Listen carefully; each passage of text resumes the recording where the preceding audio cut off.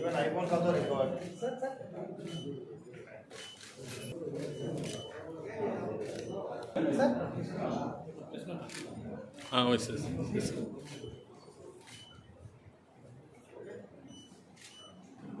తిరుపతి జిల్లాలో this is 12th time ఓవరాల్గా mobile haunt and CIR application ద్వారా మొబైల్స్ని 435 మొబైల్స్ని ఇటీవల రికవరీ చేయడం జరిగింది. వీటన్నిటినీ కూడా మొబైల్ యొక్క వినియోగదారులకు అప్పచెప్పడం జరుగుతుంది. దాదాపు 85 లక్షల విలువ చేసే ఈ మొబైల్స్ని ఈరోజు రికవరీ చూపించి వాళ్ళందరికీ స్వాధీనపరచడం జరుగుతుంది. ఇప్పటి వరకు జిల్లాలో 12వ విడత ఇది.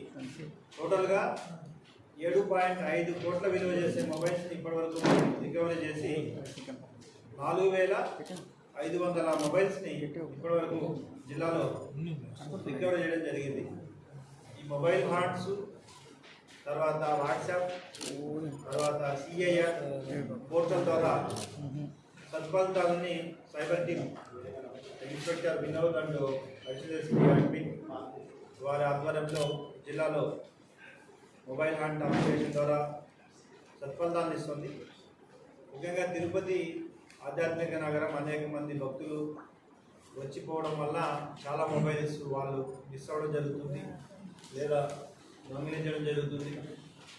దాంట్లో భాగంగా చాలా వరకు రికవరీ చేయగలుగుతున్నాం.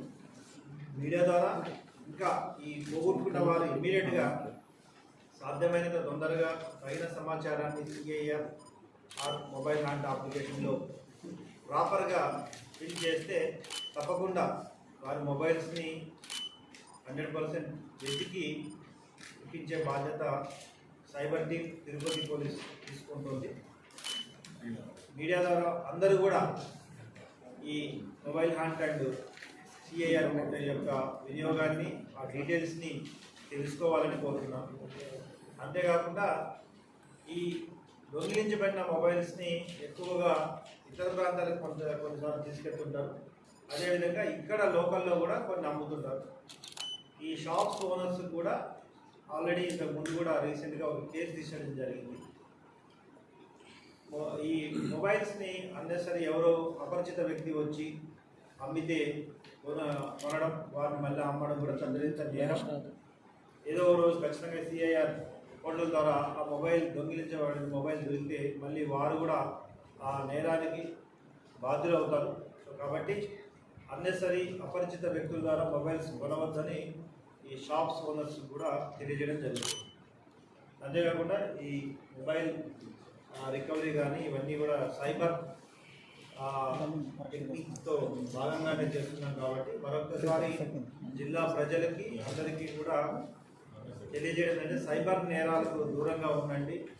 మొబైల్ని వాడడంలో లేదా మీ ఫైనాన్షియల్ ట్రాన్సాక్షన్స్ వాడడంలో తగిన జాగ్రత్తలు తీసుకోవాలి.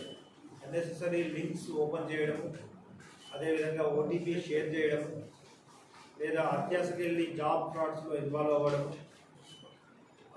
లోన్ యాప్స్కి అట్రాక్ట్ అవ్వడము, ఇవన్నీ కూడా తెలుసుకొని దూరంగా ఉండాలి.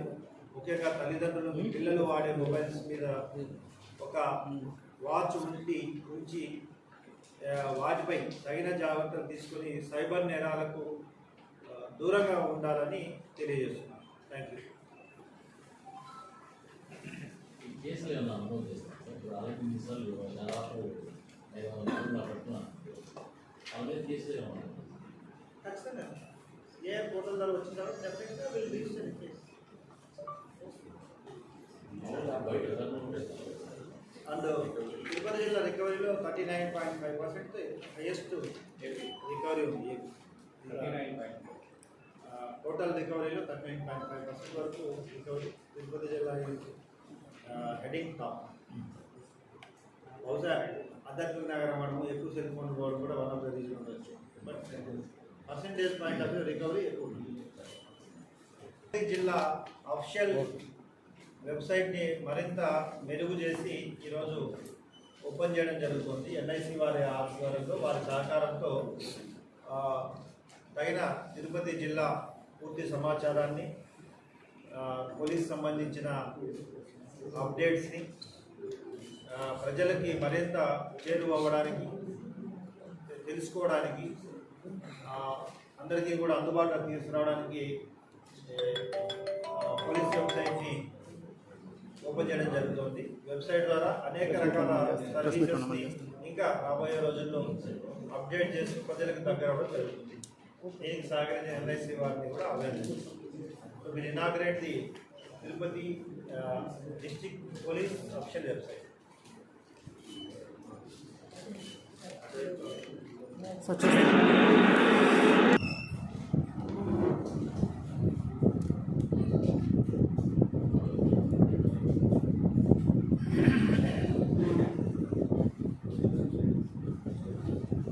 Claps.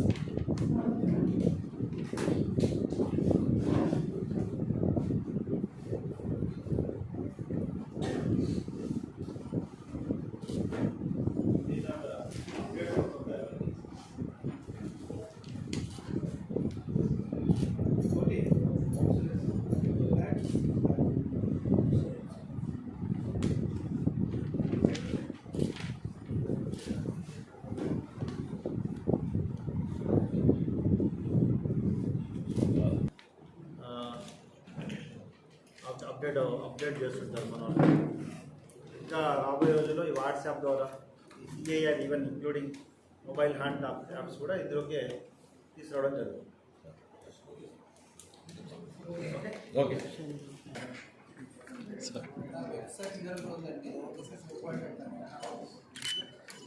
సార్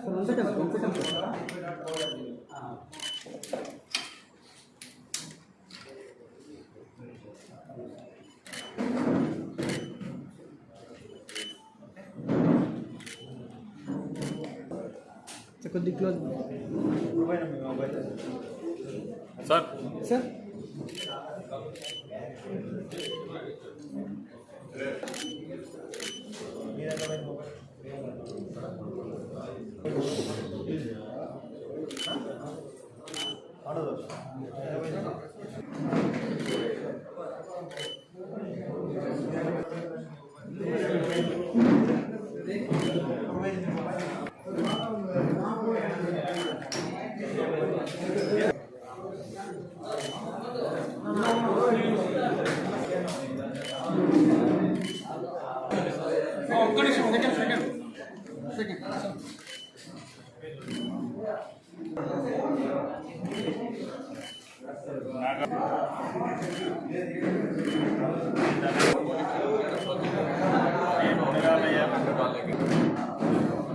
బాబు వెంకటరమణ సుధాకర్